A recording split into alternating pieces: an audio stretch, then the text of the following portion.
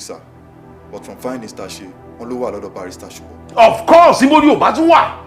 Ibo ni o bá tún wà bí o bá jẹ́ ilé accomplice yẹn. So are you telling me? Are you seriously telling me pé kò sí any other means tell if you penetrate ilé Supo? Is that what you are telling me? Oh, easy bẹ́ẹ̀ sir. Ilé yẹn wà secured. The only way to actually penetrate is shooter. No. Don't go there. Shootout saying say no for me. I don't want to do a shootout. Let's suggest, sir. Let me suggest. Nǹkan ṣe ni. Are you out of your mind? Sorry, sir. Mo suggest pé kí n lọ síbẹ̀ kí n lọ pa fún ara mi ni. Imbecile. Anyway,